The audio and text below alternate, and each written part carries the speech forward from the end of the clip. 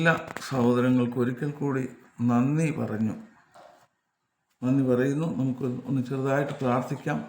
കർത്താവെ, ഈ നല്ല സമയം തന്നതിനായി ഞങ്ങൾ അങ്ങേക്ക് നന്ദിയോടെ സ്തോത്രം ചെയ്യുന്നു.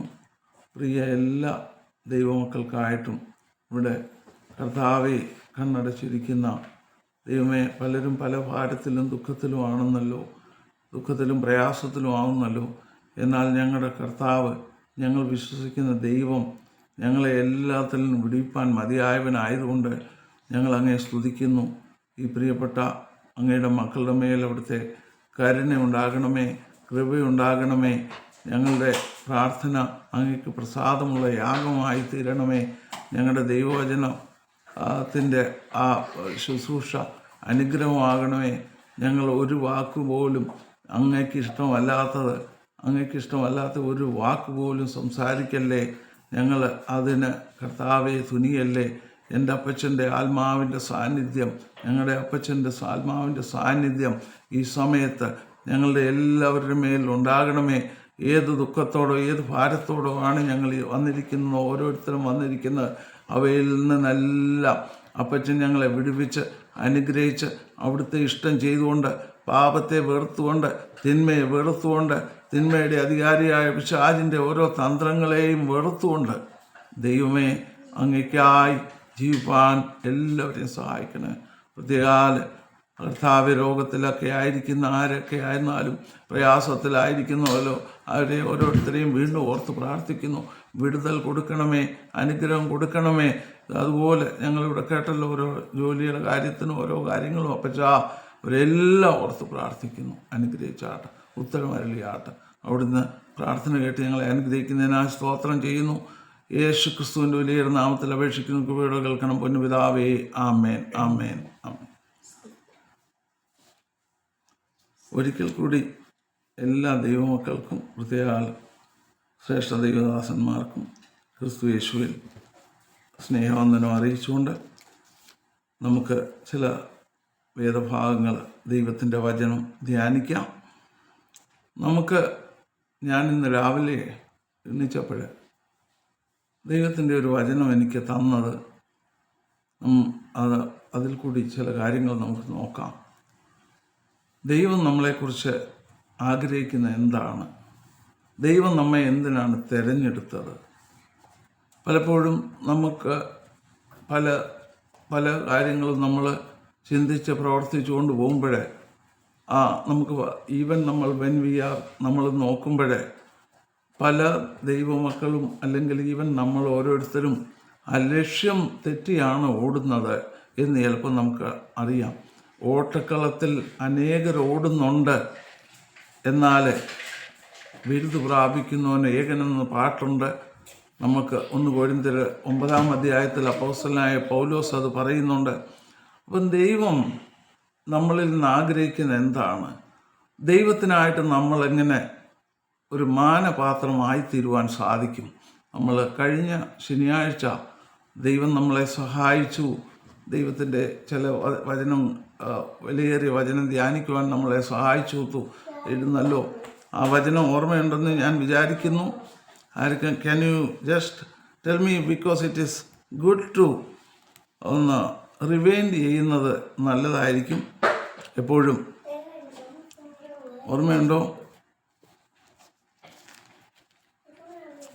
സ്നേഹത്തെ കുറിച്ച് പറഞ്ഞ എനിക്ക് ഓർമ്മയുണ്ട്. കഴിഞ്ഞ ആഴ്ചയായിരുന്നു, അതിന്റെ ആഴ്ച ഒന്നും എനിക്കറിയത്തില്ല. കറക്റ്റ്. കല്യാണ വസ്ത്രത്തെക്കുറിച്ച് നമ്മളെ ലക്ഷ്യം തെറ്റി ഓടരുതെന്ന് പറഞ്ഞതിൻ്റെ കാര്യം എന്തുവാ? നമുക്കറിയാം, അനേകർ ഓട്ടക്കളത്തിൽ ഓടുന്നുണ്ട്. നമുക്കറിയാം, ബുദ്ധിയുള്ള കന്യകുമാരെക്കുറിച്ചും ബുദ്ധിയില്ലാത്ത കന്യകുമാരെക്കുറിച്ചൊക്കെ നമ്മൾ പഠിക്കുന്നു. അതൊക്കെ നമുക്ക് ദൈവം അനുവദിക്കാമെങ്കിൽ പിന്നീട് നോക്കാം. പക്ഷെ ഇന്ന് ദൈവാത്മാവ് എന്നെ പ്രേരിപ്പിച്ച കാര്യങ്ങൾ, കഴിഞ്ഞ ആഴ്ച നമ്മൾ കണ്ടു. കല്യാണ വസ്ത്രം നമുക്കെല്ലാം ദൈവം തരുക, നമ്മൾ കണ്ടു. എല്ലാം കർത്താവാണ് തരുന്നത്, ഒന്നും നമ്മുടെ ഫർട്ടിക്കൂടെ അല്ല എന്ന് നമ്മൾ കണ്ടു. ഒരു കാര്യം പോലും നമ്മുടെ പ്രവൃത്തി കൊണ്ടല്ല, ദൈവത്തിൻ്റെ വലിയ കരുണ ദയ കൊണ്ട് നമ്മൾ ആക്ച്വലി എവിടെ ആയിരുന്നെന്നും റോഡ് വക്കിലായിരുന്നെന്നും അവിടെ നിന്നൊക്കെ നമ്മളെ തിരഞ്ഞെടുത്തുവെന്നും നമ്മളെ ആ വലിയ മഹത്തായ ഉദ്ദേശത്തിന് ദൈവം എടുത്തിരിക്കുന്നുവെന്നും ഇനി നമുക്കൊരു പ്രവൃത്തിയുണ്ട്, ആ മണവാട്ടി ആയിട്ട് എന്നെ തിരഞ്ഞെടുത്തു എന്ന് എനിക്കൊരു വിശ്വാസം വേണം.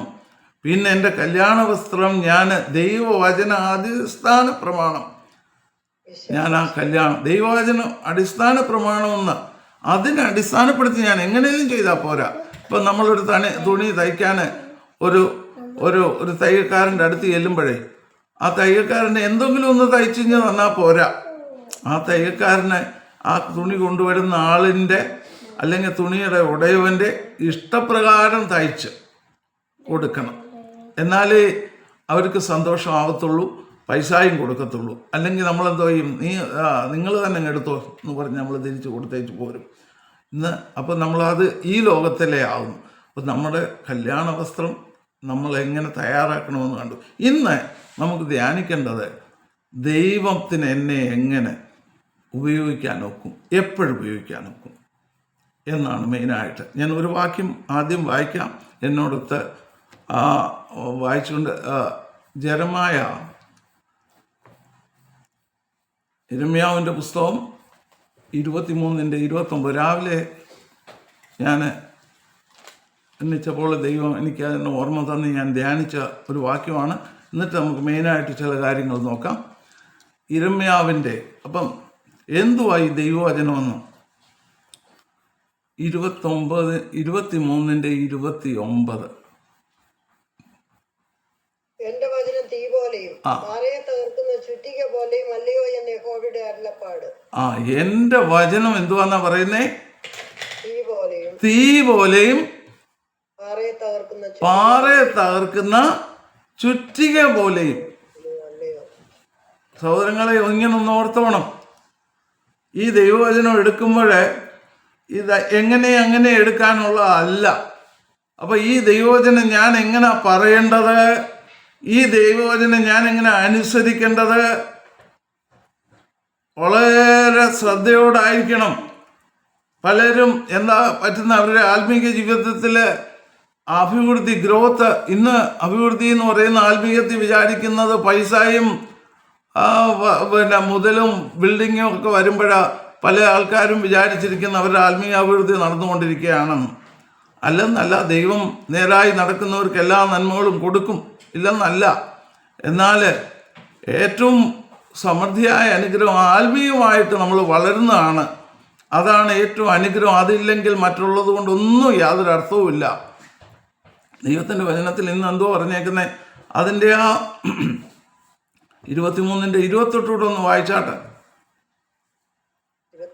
23:28 യെരമ്യാ ചാപ്റ്റർ. സ്വപ്നം കണ്ട പ്രവാചകൻ സ്വപ്നം വിവരിക്കട്ടെ. എന്റെ വചനം ലഭിച്ചിരിക്കുന്നവൻ എന്റെ വചനം വിശ്വസ്തയോടെ പ്രസ്താവിക്കട്ടെ. വൈക്കോലും ഗോതമ്പും തമ്മിൽ ഒക്കുമോ എന്ന് യഹോവയുടെ അരുളപ്പാട്. ഉണ്ടോ? സൂക്ഷിച്ച് കണ്ടോ എങ്ങനെയാ ദൈവവചനം പ്രസ്താവിക്കണ്ടേ, എങ്ങനെയാ ദൈവവചനം പറയണ്ടേ.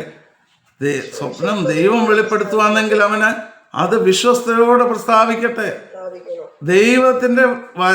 ദൈവം അത് കാണിച്ചു തരുന്നത് വിശ്വസ്തയോടെ ചെയ്യണം, വിശ്വസ്തരായിരിക്കണം. നമുക്കതിനകത്ത് കൂട്ടിച്ചേർക്കുകയും കുറയ്ക്കുകയും ഒന്നും വേണ്ട. നമുക്കതിന് ആരുടെയും കൈയടി വേണ്ട, നമുക്ക് ആരുടെയും ഒരു കാര്യവും വേണ്ട. പക്ഷെ നമുക്ക് എന്തോ വേണ്ടത്? എൻ്റെ ദൈവം എന്നോട് പറഞ്ഞതുപോലെ പറയണം, എൻ്റെ ദൈവം ആഗ്രഹിക്കുന്ന രീതിയിൽ ഞാൻ ജീവിക്കണം. പിന്നെന്ത് പറഞ്ഞേ? ദൈവവചനം പ്രസ്താവിക്കുന്നവൻ എങ്ങനെ പ്രസ്താവിക്കണമെന്ന്? വിശ്വസ്തയോടെ പ്രസ്താവിക്കട്ടെ. വിശ്വസ്തയോടെ പ്രസ്താവിക്കട്ടെ. പിന്നെ വൈക്കോലും ഗോതമ്പും തമ്മിൽ ഒക്കുമോ എന്ന് യഹോവയുടെ അരുളപ്പാട്. വൈക്കോലും ഗോതമ്പും തമ്മിൽ ഒക്കുമോ? അതെന്താ അങ്ങനെ ചോദിക്കുന്നേ? വൈക്കോലും ഗോതമ്പും, വൈക്കോൽ വീനോ സ്ട്രോ അല്ലെങ്കിൽ കച്ചി വൈക്കോലും ഗോതമ്പും തന്നെ ഒക്കുമോ? പിന്നെന്തു പറയുന്നേ? എന്റെ വചനം തീ പോലെയും ചുറ്റിക പോലെയുമാകുന്നു. അത് എങ്ങനെ പ്രസ്താവിക്കണമെന്ന് പറയുന്നത്? വിശ്വസ്തയോടെ പറയണം. അപ്പൊ നമ്മളെ ദൈവം തിരഞ്ഞെടുക്കുന്നത് മാനപാത്രങ്ങളായിട്ടാണെന്നും നമ്മളെക്കുറിച്ച് ദൈവത്തിനൊരു ഉദ്ദേശമുണ്ടെന്നും നമ്മളത് ദൈവവചനം അപ്രകാരം പറയണമെന്നും അതെപ്പം ദൈവത്തിന് നമ്മളെ ഉപയോഗിക്കാൻ ഒക്കുമെന്നും ഇങ്ങനെ ചിന്തിക്കണ്ട. ദൈവവചനം പറയുന്നത് മാത്രമാണ് ദൈവവേലയെന്ന്. ദൈവവചനം പറയുന്നതും ഒരു വിലയേറിയതാണ്, അത് ശ്രേഷ്ഠമാണ്. എന്നാൽ അതുപോലെ തന്നെ ഓരോ പ്രവർത്തനങ്ങളും ദൈവത്തിൻ്റെ വേലയായിട്ട് ഞാൻ ചെയ്യുന്ന ഓരോ കാര്യവും എൻ്റെ ദൈവത്തിൻ്റെതാണെന്ന് വിചാരിച്ചുകൊണ്ട് ഞാൻ പ്രവർത്തിക്കണം. ഇനി നമുക്ക് ദൈവത്തിന് എന്നെ ഈ വിശ്വസ്തയോടെ എങ്ങനെ എപ്പോഴും ഉപയോഗിക്കാൻ ഒക്കും, അതിനായിട്ട് ദൈവം എപ്പോഴും എന്നെ ഉപയോഗിക്കാൻ ഒക്കുമെന്നാണ് നമുക്ക് നോക്കണ്ടേ. യിരെമ്യാവിൻ്റെ പുസ്തകം പിന്നെ നമുക്ക് നോക്കാം. 15 chapter 15 verse 18 and 19 നമുക്ക് വായിക്കാം സഹോദരങ്ങളെ. എന്റെ വേദന നിരന്തരവും എന്റെ മുറിവ് പൊറുക്കാതെ വണ്ണം വിഷമവുമായിരിക്കുന്നത് എന്ത്? നീ എനിക്ക് ചതിക്കുന്ന തോടും വറ്റിപ്പോകുന്ന വെള്ളവും പോലെ ആയിരിക്കുമോ? അതുകൊണ്ട് യഹോവ ഇപ്രകാരം അരുളിച്ചെയ്യുന്നു, നീ മടങ്ങി വന്നാൽ ഞാൻ നിന്നെ എന്റെ മുൻപാകെ നിൽപ്പാൻ തക്കവണ്ണം വീണ്ടും കൈക്കൊള്ളും. നീ അധമമായത് ഒഴിച്ച് ഉത്തമമായത് പ്രസ്താവിച്ചാൽ നീ എന്റെ വായ് പോലെ ആകും. ഒന്ന് പെയ്യന സിസ്റ്ററെ. ഞാൻ പറഞ്ഞു എന്തുവാ എന്തോ പറഞ്ഞോണ്ടാ തുടങ്ങിയത്? ഒന്നുകൂടെ ഒന്ന് തുടങ്ങിയാ വായിച്ചാട്ട്.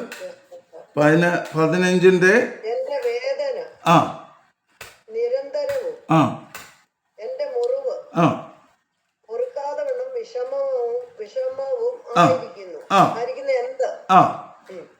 നീ എനിക്ക് ചതിക്കുന്ന തോടും വറ്റിപ്പോകുന്ന വെള്ളവും പോലെ ആയിരിക്കുമോ? ഇതൊരു ചോദ്യം ചോദിക്കുക. അതിന് ദൈവം മറുപടി പറയുന്നതാണ് താഴെ നമ്മൾ കാണുന്നത്. ദൈവം നമ്മളോട് മറുപടി പറയുന്നതാ. ദൈവത്തിന്റെ വചനം എന്തുവാണെന്നാണ് നമ്മൾ വായിച്ചത്? തീ പോലെയും പാറയെ തകർക്കുന്ന ചുറ്റിക പോലെയാണ്. അപ്പൊ ഇത് എനിക്ക് ദൈവം തരുമ്പോൾ ഇത് ഞാൻ എപ്പോഴാണ് എനിക്കത് യഥാർത്ഥത്തിൽ പറയാൻ ഒക്കുന്നത്? യഥാർത്ഥത്തിൽ ദൈവത്തിന്റെ വായാകാൻ ഒക്കുന്നത് ഇങ്ങനെ ആയിരിക്കുമ്പോഴാണ്. ഇങ്ങനെ ആയിരിക്കുന്നത്, why is my pain perpetual and my wound incurable which refuses to be healed? Will you surely be to me like an unreliable stream, as waters that fail?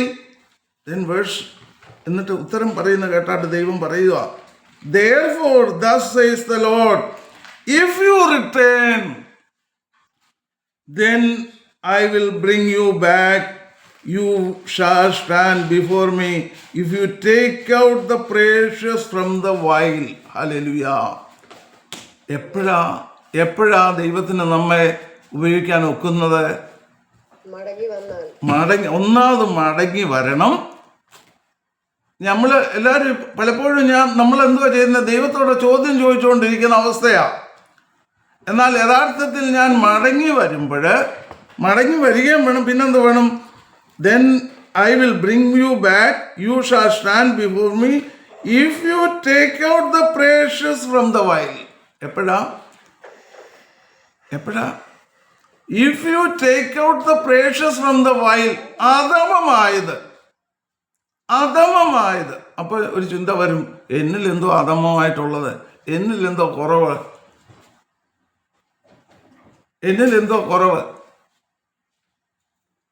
നമ്മളെല്ലാം പലപ്പോഴും ഒരു ചിന്ത ഇങ്ങനെ വരാറുണ്ട്. ഞാൻ പാട്ട് പാടുന്നുണ്ട്, ഞാൻ ദൈവവചനം ധ്യാനിക്കുന്നുണ്ട്, ഞാൻ ഫെലോഷിപ്പിൽ പോകുന്നുണ്ട്, കൂട്ടായ്മ കൂടുന്നുണ്ട്. പക്ഷേ എങ്കിൽ നമ്മളൊരു സത്യം അറിയണം.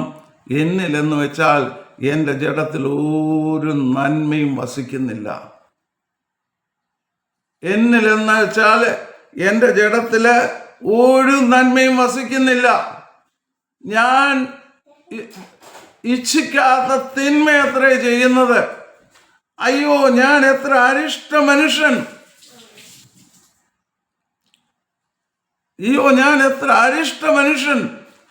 ഈ പാപമയമായ ജഡത്തിൽ നിന്ന് എന്നെ ആർ വിടുവിക്കും എന്ന അപ്പോസ്തലനായ പൗലോസ് ആർക്ക് എഴുതുവാന്ന് പറയാമോ?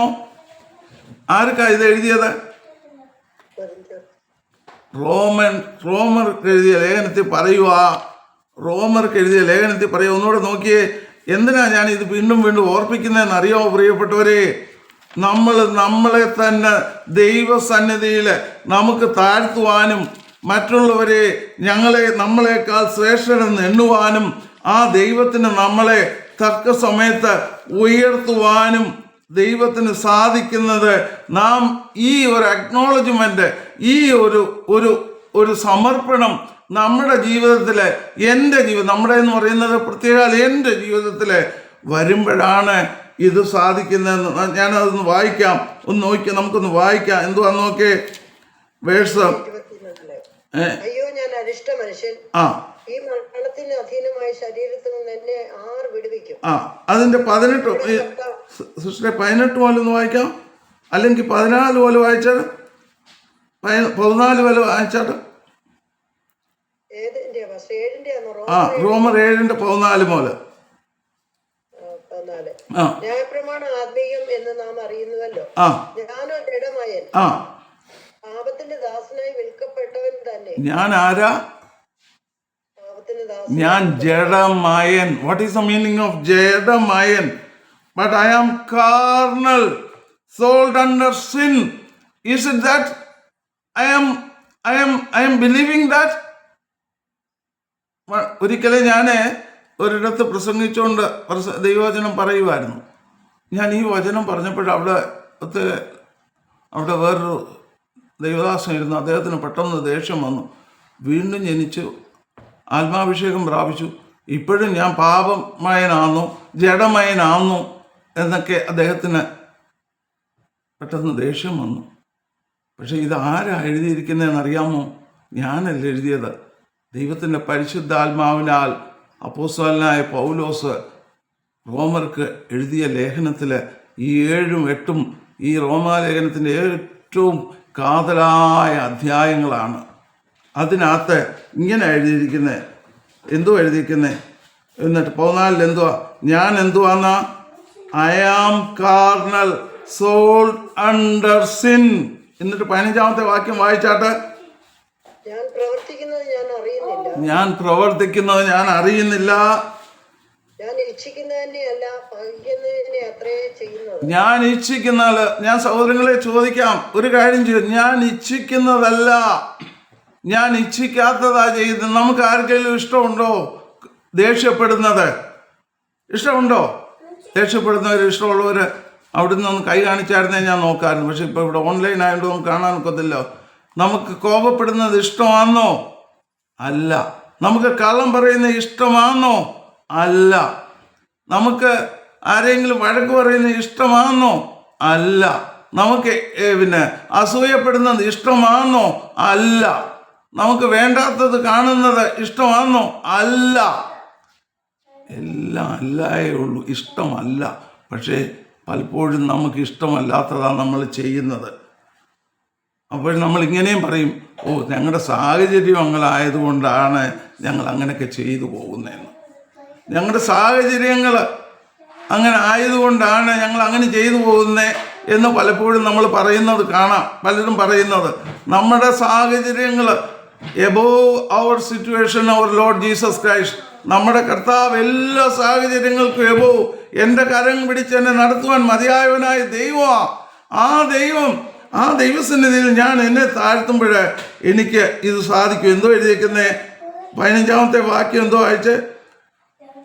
ഞാൻ പ്രവർത്തിക്കുന്നത് ഞാൻ അറിയുന്നില്ല, ഞാൻ ഇച്ഛിക്കുന്നതിനെ അല്ല പകയ്ക്കുന്നതിനെ അത്രേ ചെയ്യുന്നത്. ഞാൻ ഇച്ഛിക്കുന്നതിന് എനിക്കിഷ്ടമുണ്ട്. എല്ലാവരോടും സ്നേഹമായിട്ട് കാര്യം പറയണം. എനിക്കിഷ്ടമുണ്ട്. എനിക്ക് നല്ലത് മാത്രമേ ചെയ്യാവൂ. എനിക്കിഷ്ടമുണ്ട് എല്ലാവരെയും സഹായിക്കണമെന്നും എനിക്കിഷ്ടമുണ്ട്. പലതും നല്ലതേ ചെയ്യണം. പക്ഷേ ചെയ്തു വരുമ്പോൾ പലപ്പോഴും അതിന് വിരുദ്ധമായിട്ടാണ് നടക്കുന്നത്. അപ്പോൾ അതിൻ്റെ കാരണം എന്തുവാ? 16-ാമത്തെ വായിച്ചാട്ട്. ഐ ഡു നോട്ട്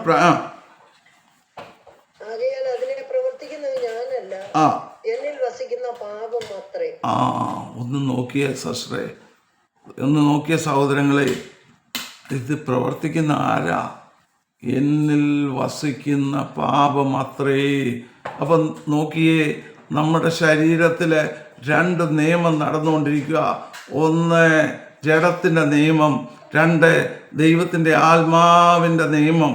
ദൈവത്തിൻ്റെ ആത്മാവിൻ്റെ ആ പ്രവൃത്തികൾ, ആ ദൈവത്തിൻ്റെ ആ വചനത്തിലുള്ള സന്തോഷം, ഇത് രണ്ടും കൂടെ ഒരു കോൺഫ്ലിക്റ്റ് ആയിട്ടുണ്ട് നടക്കുക. ഞാനിപ്പോൾ അവിടെ അങ്ങോട്ട് പോകാനല്ല ആഗ്രഹിക്കുന്നത്. എന്നിട്ട് നോക്കിയേ, ഫോർ വാട്ട് 15 പിന്നോട്ട് വായിച്ചാട്ടെ. എന്നിൽ എന്ന് വെച്ചാൽ എന്റെ ജഡത്തിൽ നന്മ വസിക്കുന്നില്ല എന്ന് ഞാൻ അറിയുന്നു. ഇത് എത്രാമത്തെ വാക്യമാ? 18. എന്നിൽ എന്നു വെച്ചാൽ എൻ്റെ ജഡത്തിൽ നന്മയൊന്നും വസിക്കുന്നില്ല. നന്മയൊന്നും വസിക്കുന്നില്ല. നമുക്ക് എപ്പോഴെങ്കിലും ഈ ഒരു തോന്നൽ വരാറുണ്ടോ? ഞാൻ പലപ്പോഴും ചിന്തിക്കുന്നത് എങ്ങനെയാണെന്നറിയാം, ഞാൻ മറ്റുള്ളവരെ കമ്പയർ ചെയ്തു നോക്കും. ഞാൻ ആ വ്യക്തിയെക്കാളും നല്ല മനുഷ്യനാണ്, ഞാൻ ഈ വ്യക്തിയെക്കാളും നല്ല മനുഷ്യനാണ്, അവർ അങ്ങനെ ചെയ്തായിരുന്നത് നല്ലതായിരുന്നു, ഇവരിങ്ങനെ ചെയ്തായിരുന്നത് നല്ലതായിരുന്നു എന്നൊക്കെയുള്ള ഒരു ചിന്തയാണ് എപ്പോഴും എന്നിൽ വ്യാപരിച്ചു കൊണ്ടിരിക്കുന്നത്. പക്ഷേ ദൈവത്തിന് എന്നെ അനുഗ്രഹിക്കാൻ എപ്പോഴേ ഒക്കൂ, ഈ ഒരു സമർപ്പണ ചിന്ത എന്നിൽ വരുമ്പോൾ മാത്രമേ ഒക്കൂ. ഏതാ സമർപ്പണ ചിന്ത? എന്നിൽ എന്ന് വെച്ചാൽ എൻ്റെ ജഡത്തിൽ ഒരു നന്മയും വസിക്കുന്നില്ല, ഒരു നന്മയും വസിക്കുന്നില്ല. എന്താ നമ്മൾ കണ്ടു? എൻ്റെ മുറിവ് കെട്ടിയില്ലല്ലോ, എൻ്റെ മുറിവിന് സൗഖ്യം വന്നില്ലല്ലോ. നമ്മൾ തുടങ്ങിയത് അങ്ങനെ ഇല്ലയോ? എന്താ കാര്യം? അപ്പോഴാ ദൈവം പറഞ്ഞ എന്താ കാര്യം? എന്താ കാര്യം? എന്നിട്ട് കേട്ടെ, 18 വായിച്ചല്ലോ. എന്തോ 18? For I know that in me, that is in my flesh, nothing good else. ആരെ കുറിച്ചാ പറയുന്നത്? ഇത് ആരെ കുറിച്ചാ ഇത് പറയുന്നത്? സഹോദരങ്ങളെ പറയാമോ? ആരെ കുറിച്ചാ ഇത് പറയുന്നത്? ഇത് ആരെ കുറിച്ചാ? പൗലോസിനെ കുറിച്ചാ പറയുന്നത്. ഇത്ര വലിയ വെളിപ്പാട് ലഭിച്ച മനുഷ്യൻ പത്രോസ് അപ്പോസ്തലൻ തന്നെ പറയുക, നമ്മുടെ പ്രിയ സഹോദരനായ പൗലോസിന് ലഭിച്ചിരിക്കുന്ന വെളിച്ചം, ഹല്ലേലൂയാ, പൗലോസിന് ലഭിച്ചിരിക്കുന്ന വെളിച്ചം മറ്റുള്ള ലേഖനങ്ങളെക്കാൾ അധികമായി ശ്രേഷ്ഠമായിട്ടുള്ളതാണ്. ഇത് അനേകര് തങ്ങളുടെ നാശത്തിനായിട്ട് തന്നെ കോട്ടിക്കളയുന്നു. അപ്പോസ്തലനായ പൗലോസ് ഒരു സത്യം മനസ്സിലായി. തൻ്റെ ശരീരത്തില് 2 നിയമങ്ങളുണ്ട്. ഒന്ന് ശരീരത്തിൻ്റെ നിയമം, 2 ദൈവത്തിൻ്റെ ഉള്ളത്തിൽ ദൈവാത്മാവുണ്ട്, ദൈവമുണ്ട്. ആ ദൈവം എന്നോട് പറയുന്നു, പക്ഷേ എൻ്റെ ശരീരം വേറെന്ന് പറയുന്നു. ഇതിനിടയിൽ ഞാൻ കഷ്ടപ്പെടുക. എനിക്കപ്പോൾ ഇതിന് രക്ഷപ്പെടുവാൻ എന്തോ വഴി? അപ്പോസ്തലനായ പൗലോസ് കണ്ടുപിടിച്ചിട്ട് പറയുക, എന്തോ പറഞ്ഞ് ഞാൻ ഇതിനെക്കുറിച്ച് പറയാൻ, ഇതിനെക്കുറിച്ച് ദൈവം അനുവദിക്കും വേറൊക്കെ പറയാം, വേറൊരിക്കൽ നമുക്ക് ധ്യാനിക്കാം സഹോദരങ്ങളെ. അത് വളരെ പ്രധാനപ്പെട്ട കാര്യമാണ് നമ്മളിപ്പോൾ ധ്യാനിച്ചുകൊണ്ടിരിക്കുന്നത്. അപ്പോഴേ ഈ 2 നിയമത്തിൽ ഇടിക്കുക, ഞാൻ എൻ്റെ ജഡം അനുസരിച്ച് ജീവിക്കുവാന്ന് എന്തോ പറ്റുമെന്ന് എന്നോട് പറയാമോ? എൻ്റെ ജഡം അനുസരിച്ച് ജീവിച്ചാൽ എന്തോ പറ്റുമെന്ന് എനിക്ക് പറയാമോ? ആർക്കെങ്കിലും പറയാമോ? എൻ്റെ ജഡം അനുസരിച്ച്, നമ്മുടെ ജഡം അനുസരിച്ച് ജീവിച്ചാൽ എന്തോ പറ്റും? If you live according to flesh you will die, there is no doubt. സ്വർഗത്തിൽ ആദ്യം ഒരു ശബ്ദം ആദാമിനോടും ഹവ്വായോടും പറഞ്ഞു. എന്തുവാന്ന് പറയാമോ ആർക്കെങ്കിലും? ആദാമിനോടും ഹവ്വായോടും ഒരു ശബ്ദം പറഞ്ഞു, ഇതുപോലൊരു ശബ്ദം പറഞ്ഞു, ഇതുപോലൊരു കാര്യം പറഞ്ഞു. പറയാമോ? ആദ്യം ആദാം ഈ വൃക്ഷത്തിന്റെ ഫലം തിന്നുന്ന നാളിൽ നീ മരിക്കും. ഈ വൃക്ഷത്തിന്റെ ഫലം തിന്നുന്ന നാളിൽ നീ മരിക്കും. ഇന്ന് നോക്ക്, പുതിയ നിയമത്തില് എഴുതിയിരിക്കുന്ന ജഡത്തിന്റെ ഇഷ്ടപ്രകാരം, എൻ്റെ ജഡത്തിന്റെ ഇഷ്ടപ്രകാരം ഞാൻ ജീവിച്ചാൽ ഞാൻ മരിക്കും നിശ്ചയം. There is no difference. ശബ്ദം ഒന്ന് കേട്ടാൽ ഇപ്പം നമ്മൾ എവിടാ നമ്മൾ ഇതിനെക്കുറിച്ച് പറയാനല്ല ഞാൻ പോകുന്നത്. ജെറമ്യായുടെ പുസ്തകത്തില് എന്തുവാന്ന് നോക്കിയാട്ടെ, 15-ാം അധ്യായം 19-ാം വാക്യത്തില് ദൈവം പറയുക, അവർ ആദ്യം കംപ്ലൈൻറ്റ് എന്തുവാ? Why is my pain is perpetual and my wound incurable which refuses to heal. Will you surely be to me like an unreliable stream as waters that fail? Then God is telling, ഒന്ന് വായിക്കാമോ? If you return. ഒന്ന് വായിച്ചാട്ട് മലയാളത്തിൽ വായിക്കാമോ? അതുകൊണ്ട് യഹോവ ഇപ്രകാരം അരുളിച്ചെയ്യുന്നു, നീ മടങ്ങി വന്നാൽ ഞാൻ നിന്നെ എന്റെ മുൻപാകെ നിൽപ്പാൻ തക്കവണ്ണം വീണ്ടും കൈക്കൊള്ളും. നീ മടങ്ങി വരണം. എവിടുന്നാ? നമ്മളിപ്പോൾ കണ്ടു. പലർക്കും ഇത് കാണത്തില്ല. പലർക്കും ഈ അവസ്ഥ കാണത്തില്ല. ഞാൻ കാണുന്നത് മറ്റുള്ളവരിലെ കുറവുകൾ എനിക്ക് നല്ലപോലെ വ്യക്തമാണ്. അതുകൊണ്ടാണ് യേശു പഠിപ്പിച്ചത്, സഹോദര, നിന്റെ കണ്ണിലകത്ത് എന്തോ ഇരിക്കുന്നു, പ്ലാങ്ക് ഇരിക്കുക. നീ മറ്റേയാളുടെ എന്തോ കാണുന്നു, പലക ഇരിക്കുക. ആരുടെ കണ്ണിലാ? എൻ്റെ കണ്ണിൽ. സഹോദരൻ്റെ കണ്ണിൽ എന്തോ ഇരിക്കുന്നേ? കരടിരിക്കുക. അതെനിക്ക് നല്ലപോലെ കാണാം. ഇന്ന് നമ്മുടെ ഓരോരുത്തരുടെയും അവസ്ഥ ഇതാ. എന്നെ ദൈവത്തിന് ഹീൽ ചെയ്യണം, എന്നെ ദൈവത്തിന് അനുഗ്രഹിക്കണം, എന്നെ ദൈവത്തിന് ഉയർത്തണം, എന്നെ ദൈവത്തിൻ്റെ മൗത്താക്കണം, ദൈവത്തിൻ്റെ വായാക്കണം. അതിനാ ദൈവം എന്നെ വിളിച്ചിരിക്കുന്നത്, ദൈവം എന്നെ തിരഞ്ഞെടുത്തിരിക്കുന്നത്. എപ്പോഴാ? നോക്കിയേ, ബാക്കി 19 പിന്നെ വായിച്ചാട്ട്. അധമമായതൊഴിച്ച് ഉത്തമമായത് അധമമായിട്ടുള്ളത് കളയണം. എന്നിട്ട് ദൈവത്തിന്റെ വചനമായ ഉത്തമമായത് പ്രസ്താവിക്കണം. ഹല്ലേലൂയാ, ഹല്ലേലൂയാ. ലെറ്റ് us say ഹല്ലേലൂയാ. അധമമായത് ഉപേക്ഷിക്കണം. ആരുപേക്ഷിക്കണം? ഞാൻ. എൻ്റെ ജഡത്തില് ഒരു നന്മയുമില്ല.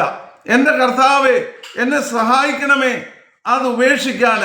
എന്നിട്ട് ഉത്തമമായ അവിടുത്തെ വചനം തേനിനേക്കാളും തേൻകട്ടയെക്കാളും സ്വർണത്തെക്കാളും തങ്കത്തെക്കാളും അതിശ്രേഷ്ഠമായ വചനം അവിടുന്ന് എനിക്ക് എൻ്റെ ഉള്ളത്തിൽ തന്ന് അത് പ്രസ്താവിക്കുവാൻ ഈ അധമമായ എൻ്റെ സ്വഭാവത്തെ ഒന്നും വിട്ടുവീച്ച് എന്നെ അനുഗ്രഹിക്കണമേ. പിന്നെന്തോ എഴുതിയിരിക്കുന്നേ? You shall be as my mouth. എന്തുവാ? Let them. ഇനി കീപ്പോട്ടൊന്ന് വായിച്ചോട്ടെ. Let them return to you but you must not return to them. then verse 20 വായിക്കാമോ?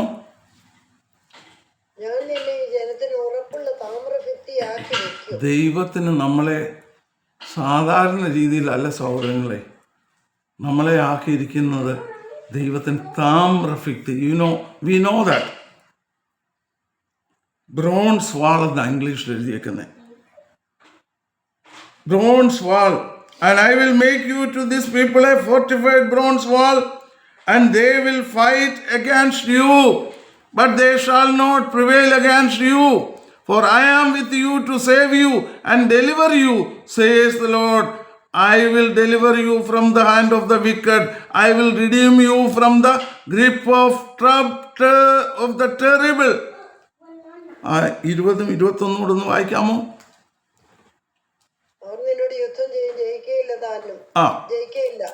രക്ഷിക്കാനും എടുക്കാനും ഞാൻ നിന്നോടുകൂടി ഉണ്ട് എന്ന് അവരുടെ അരുളപ്പാട്.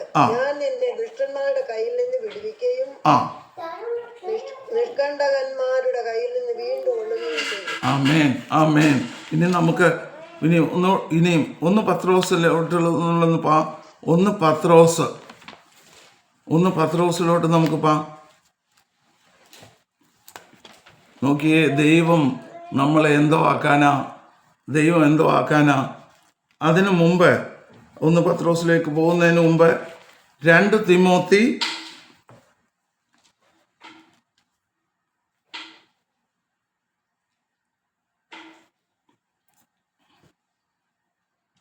2 അധ്യായം 19 വാക്യം മുതലൊന്ന് വായിക്കാമോ?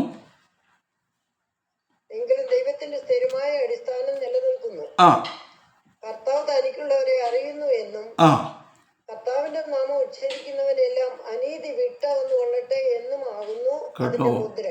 ഇങ്ങോട്ട് നോക്കിയേ, എന്തോ കർത്താവ് നമ്മളോട് പറയുന്നത്? ദൈവത്തിൻ്റെ ഫൗണ്ടേഷൻ നിലനിൽക്കുക. അത് ആർക്കും മാറ്റാനൊക്കത്തില്ല. പിന്നെന്തുവാ, കർത്താവിൻ്റെ മുദ്രയിരിക്കുന്നു. എന്തോ എഴുതിയിരിക്കുന്നത്, The Lord knows those who are his, and let everyone who names the name of Christ depart from iniquity. Depart, everyone who names the name of Lord, depart from iniquity. പിന്നെന്തുവാ, verse 20 വായിച്ചാട്ട്. എന്നാൽ ഒരു വലിയ വീട്ടിൽ പൊന്നും വെള്ളിയും കൊണ്ടുള്ള സാമാനങ്ങൾ മാത്രമല്ല, മരവും മണ്ണും കൊണ്ടുള്ളവയും ഉണ്ട്. ചിലത് മാന്യ കാര്യത്തിനും ചിലത് ഹീനകാര്യത്തിനും ഉപയോഗിക്കുന്നു. നോക്കിയേ, ഇങ്ങോട്ട് നോക്കിയേ പ്രിയപ്പെട്ടവരെ, എന്തുവാണെന്നറിയാമോ? ഒരു വലിയ ഭവനത്തിൽ മാനപാത്രങ്ങളുമുണ്ട്, ഹീനപാത്രങ്ങളുമുണ്ട്. ദൈവം എന്നെ മാനപാത്രമാക്കാനാ, ഉത്തമമായത് പ്രസ്താവിക്കുന്നതിന് വേണ്ടിയാണ് എന്നെ വിളിച്ചിരിക്കുന്നത്. എന്താ? ആ ദൈവത്തിൻ്റെ വചനം അത്ര മഹത്വമേറിയതാണ്. അത് കർത്താവിൻ്റെ ഫർണസില് അല്ലെങ്കിൽ അതിനകത്ത് 7 വട്ടം ശുദ്ധീകരിച്ച് വെള്ളിയേക്കാളും പൊന്നിനേക്കാളും അധികമായി ശുദ്ധീകരിച്ചിരിക്കുന്ന തിരുവചനമാണ്. ആ വചനം ഞാൻ എടുക്കുകയും പ്രാർത്ഥിക്കുകയും അനുസരിക്കുകയും ചെയ്യുമെന്ന് പറയുമ്പോൾ എൻ്റെ ഉള്ളത്തിൽ എനിക്കൊരു പ്രാർത്ഥനയും ഒരു കരച്ചിലും വരണം.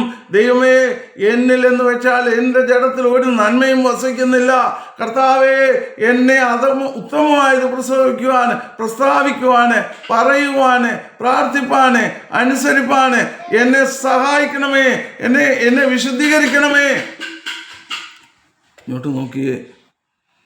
But in a great house there are not only vessels of gold, verse 20, and silver, but also of wood and clay, some for honor and some for dishonor. Therefore, if anyone cleanses himself from the latter, he will be vessel for honor. ദൈവത്തിന് 2 പാത്രവും വേണം, ഹീനപാത്രവും വേണം, മാനപാത്രവും വേണം. But what do we want? Is it that ഹീനപാത്രമാണോ നമുക്ക് വേണ്ടുന്നത്, ഒരു മാനപാത്രമാണോ വേണ്ടത്? അപ്പം മാനപാത്രമാണെന്ന് ഞാൻ ആഗ്രഹിക്കുന്നുവെങ്കിൽ, നമ്മൾ കഴിഞ്ഞ ദിവസം കണ്ടു, ആ കല്യാണ വസ്ത്രം ഒരുക്കുന്നതിനെ കുറിച്ച് കണ്ടു. മാനപാത്രമാണെങ്കിൽ ഞാൻ എന്തോ ചെയ്യും പ്രിയപ്പെട്ടവരെ? എന്നെ തന്നെ കർത്താവിൻ്റെ സന്നിധിയിൽ പ്രാർത്ഥനയോട് സമർപ്പിച്ചിട്ട് അനീതിയുടെ ഒരു അംശം പോലും ഇല്ലാതെ ജീവിപ്പാൻ എന്നെ സഹായിക്കണമേ എന്നുള്ള പ്രാർത്ഥന നമ്മുടെ ജീവിതത്തിൽ വരും. ഇങ്ങനെ ബട്ട് വേഴ്സ് 21 വായിക്കാമോ? 21 വാക്യം. ഇവയെ വിട്ടവന്ന് തന്നെത്താൻ വെടിപ്പാക്കുന്നവൻ അശുദ്ധവും ഉടമസ്ഥന്റെ ഉപയോഗവുമായി നല്ല വേലയ്ക്കൊക്കെയും ഒരുങ്ങിയിരിക്കുന്ന മാനപാത്രമായിരിക്കും. ആമേൻ. ആരാ ഉടമസ്ഥൻ? എൻ്റെ യേശുദമ്പുരാനാ, നമ്മുടെ കർത്താവാ. ആ ഉടമസ്ഥനാ, ഈ മൺപാത്രത്തിന്റെ ഉടമസ്ഥനാ, അപ്പച്ചനാ. ഈ മൺപാത്രം ഞാൻ ശുദ്ധീകരണത്തോടെ സൂക്ഷിച്ചില്ലെങ്കിൽ ദൈവം തമ്പുരാൻ ഉടച്ചു കളയും. ഞാൻ ഈ മൺപാത്രം ശുദ്ധിയോടെ, ഇത് ദൈവത്തിന്റെ. Don't you know that you are the temple of God? Your body is the temple of God. And this temple of God, I need to always cry and pray and for the sanctification. ദൈവത്തിന്റെ ആ വിശുദ്ധീകരണത്തിന് ആ മാനപാത്രമായിട്ട് എന്നെ ഉപയോഗിക്കാൻ. Therefore, if anyone cleanse himself from the latter, he will be vessel for honor, sanctified and useful for the master, prepared for every good work. Prepared as a man. ആ മാനപാത്രമായിട്ട് എൻ്റെ കർത്താവ് എന്നെ ഉപയോഗിക്കുന്നതിനായിട്ട്, നമ്മളെ ഓരോരുത്തരെയും ഉപയോഗിക്കുന്നതിനായിട്ട്, ആ ഉത്തമമായത് പ്രസ്താവിക്കുന്നതിനായിട്ട് നമ്മളെ തന്നെ ദൈവത്തിന് സമർപ്പിച്ച് ജീവിക്കേണ്ട അതിന് ഒരു കരച്ചിൽ.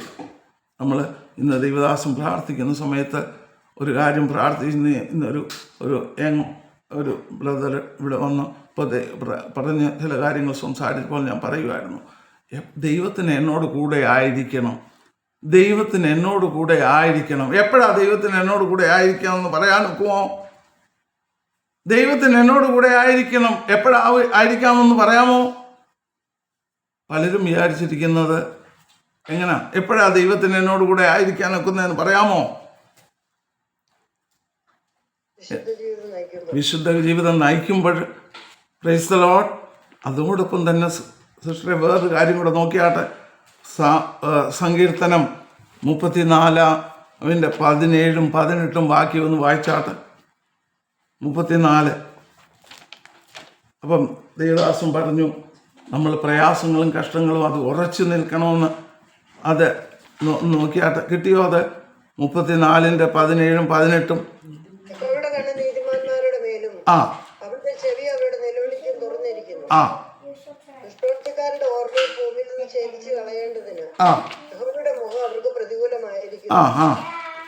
ആ വായിച്ചാട്ടെ. 18.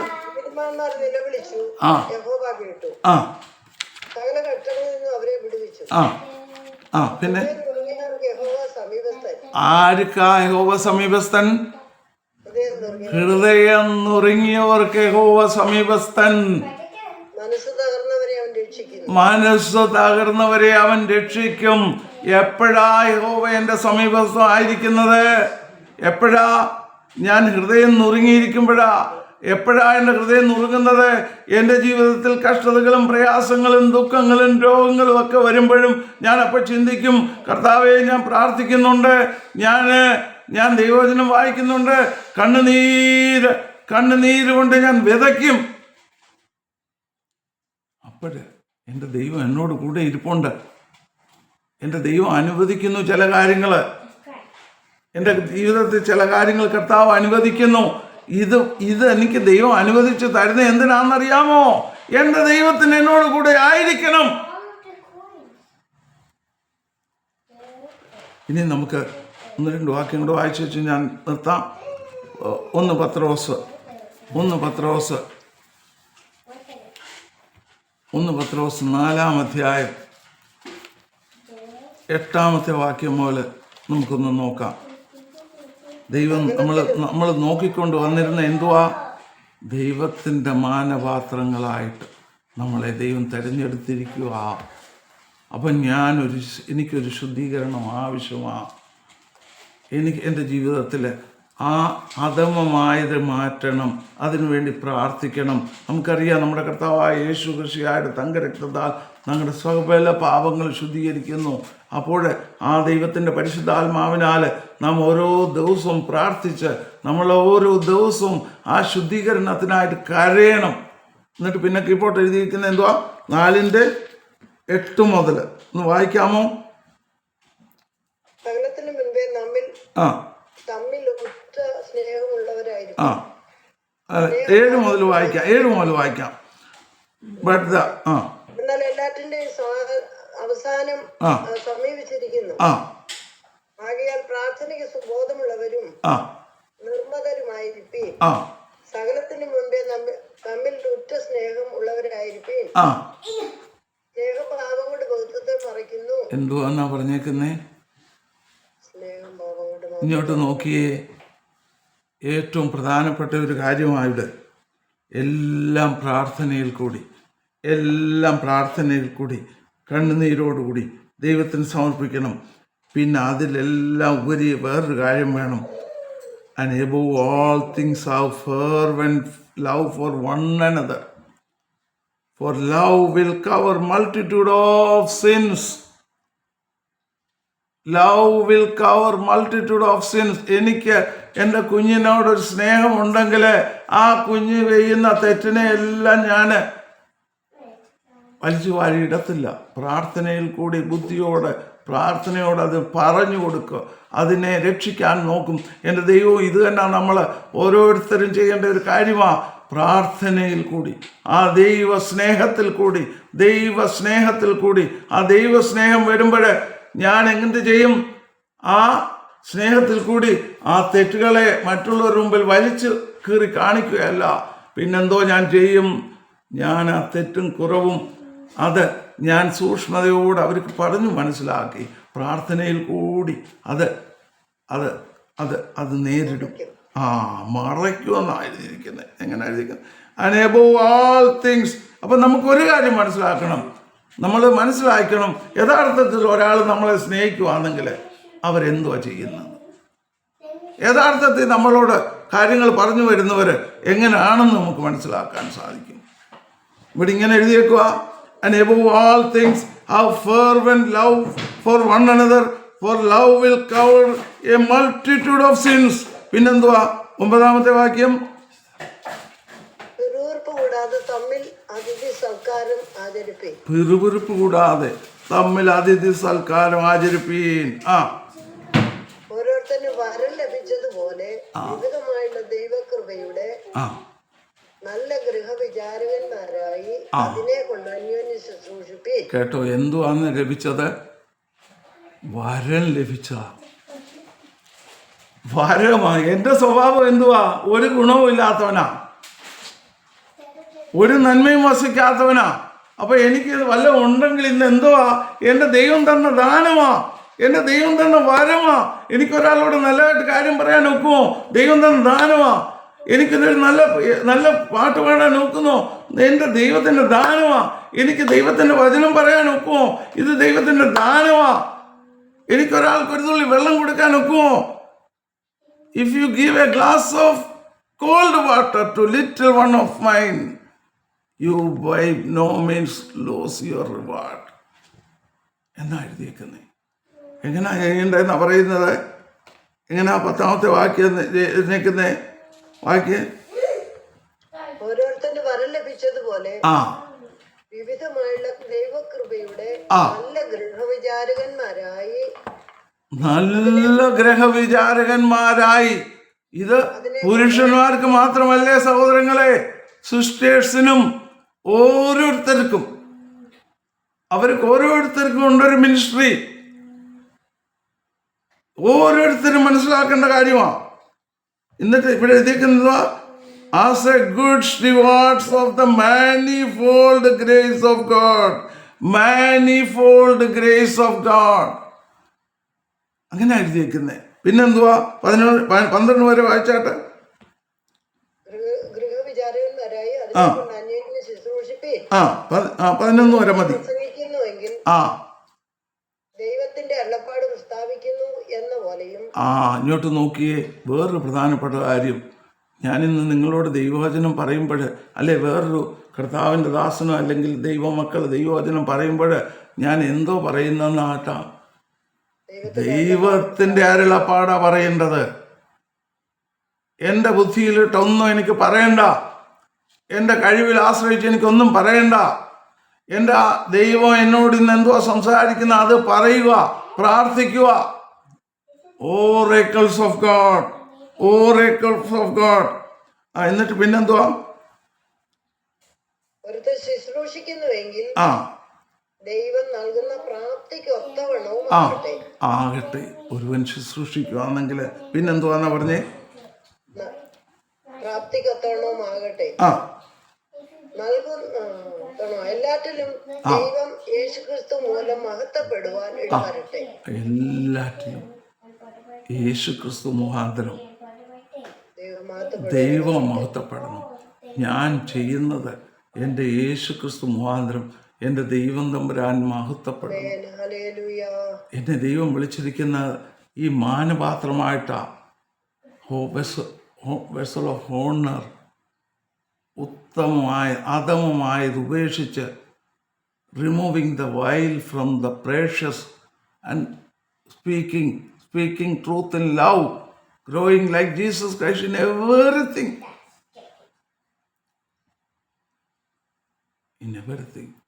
പ്രിയപ്പെട്ടവരെ, ഇനി ഒരുപാട് പറയാനുണ്ട്.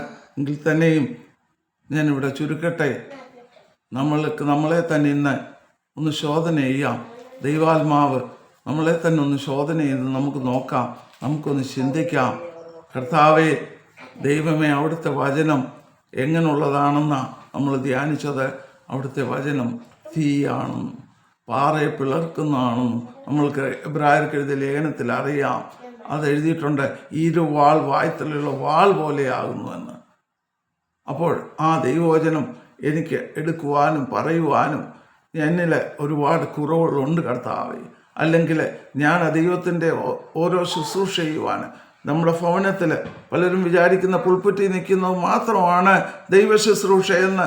അല്ലല്ല, ഞാൻ എൻ്റെ ഭവനത്തിലായിരിക്കുമ്പോൾ, ഞാൻ എൻ്റെ ജോലി സ്ഥലത്തായിരിക്കുമ്പോൾ, ഞാൻ വഴിയിൽ കൂടി നടക്കുമ്പോൾ, ഞാൻ ഒരാളോട് കാര്യം പറയുമ്പോൾ, ഞാൻ ചെയ്യുന്ന ഓരോ പ്രവൃത്തികളും, ഞാൻ എൻ്റെ കുഞ്ഞുങ്ങളെ നോക്കുമ്പോൾ, ഞാൻ ഹോസ്പിറ്റലിൽ ജോലി ചെയ്യുമ്പോൾ, ഞാൻ എൻ്റെ ദൈവത്തിൻ്റെ വേലയാണ് ചെയ്യുന്നത്. ഉത്തമമായതെനിക്ക് ചെയ്യണം കർത്താവേ, എന്നെ സഹായിക്കണമേ. ദൈവത്തിന് ഹീനപാത്രവും ദൈവത്തിന് വേണം. ഞാൻ ഇന്ന് തീരുമാനിക്കണം, എനിക്ക് എന്തോ ആവണ്ടേ, മാനപാത്രമാക്കാനാ ദൈവത്തിന് എന്നെക്കുറിച്ച് ആഗ്രഹം. അപ്പോൾ ഞാൻ അധമമായത് കളയേണ്ടിയിരിക്കുന്നു, ഉത്തമമായത് എടുക്കേണ്ട. അത് ദൈവം എനിക്ക് കൃപ തരും. ഞാൻ എൻ്റെ ബലത്തിൽ ആശ്രയിക്കേണ്ട, പരിശുദ്ധാത്മാവിനോട് ദൈവത്തോട് പ്രാർത്ഥിച്ച് പരിശുദ്ധാത്മാവിൽ നിന്ന് ആ അനുഗ്രഹം പ്രാപിച്ച് അതനുസരിച്ച് നടക്കുവാൻ സമർപ്പിക്കുകയും പ്രാർത്ഥിക്കുകയും ചെയ്യുമ്പോൾ ദൈവം നമ്മളെ മാനപാത്രങ്ങളാക്കും. സഹോദരന്മാരെയും സഹോദരിമാരെയും നമ്മളിൽ കൂടെ നിങ്ങൾ ലോകത്തിൻ്റെ വെളിച്ചമാക്കുമെന്ന് പഠിപ്പിച്ച ദൈവം. നിങ്ങൾ ലോകത്തിൻ്റെ വെളിച്ചമാകുന്നു, നിങ്ങൾ ലോകത്തിൻ്റെ ഉപ്പാകുന്നു എന്ന് ദൈവം നമ്മളെ പഠിപ്പിക്കുമ്പോൾ ഈ മാനപാത്രമായി, അങ്ങനെയാണ് ഞാൻ ലോകത്തിൻ്റെ വെളിച്ചമാകുന്നു, അങ്ങനെയാണ് ഞാൻ ലോകത്തിൻ്റെ ഉപ്പാകുന്നതെന്ന് എൻ്റെ ദൈവം നമുക്ക് മനസ്സിലാക്കി തരുന്നതിനായി നമുക്ക് കരഞ്ഞ് ദൈവത്തോട് പ്രാർത്ഥിച്ച് അങ്ങനൊരു ദേശത്ത് ദൈവത്തിൻ്റെ പരിശുദ്ധ സഭയുടെ പണിയിൽ നമ്മളെ ഓരോരുത്തരെയും ദൈവം അനുഗ്രഹിക്കുന്നതിന്, ദൈവത്തിൻ്റെ പരിശുദ്ധ മണവാട്ടിയെ തയ്യാറാക്കുന്നതിൽ നമ്മൾ ഓരോരുത്തരും പ്രവർത്തിക്കുന്നതിനായിട്ട് കർത്താവ് വരുന്നത് മറ്റുള്ളവരെ ചേർക്കാനല്ല, ഇനിയും വരുന്നത് തനിക്കായി കാത്തിരിക്കുന്നത് തൻ്റെ മണവാട്ടിക്കായിട്ടാണ്. അതുകൊണ്ട് നമ്മൾ ഓരോരുത്തരും പ്രവൃത്തി ദൈവത്തിൽ ആശ്രയിച്ചുകൊണ്ട്, ദൈവവചനത്തിൽ ആശ്രയിച്ചുകൊണ്ട് നമ്മളെ തന്നെ അതിന് സമർപ്പിച്ച് ജീവിപ്പാൻ ദൈവം നമ്മളെ ഓരോരുത്തരെയും അനുഗ്രഹിക്കട്ടെ. ഈ ദൈവവചനം പറയുവാൻ കൃപ തന്ന ദൈവത്തിന് നന്ദി പറയുന്നു. അതുപോലെ ശ്രേഷ്ഠ ദൈവദാസന്മാർക്കും മറ്റുള്ള പ്രിയപ്പെട്ടവർക്ക് ഒരിക്കൽ കൂടി ദൈവത്തിന് നന്ദി പറഞ്ഞുകൊണ്ട് ഞാൻ എൻ്റെ വാക്കുകളെ ചുരുക്കുന്നു. ദൈവം എല്ലാവരെയും അനുഗ്രഹിക്കട്ടെ. ആമേൻ, ആമേൻ, ആമേൻ.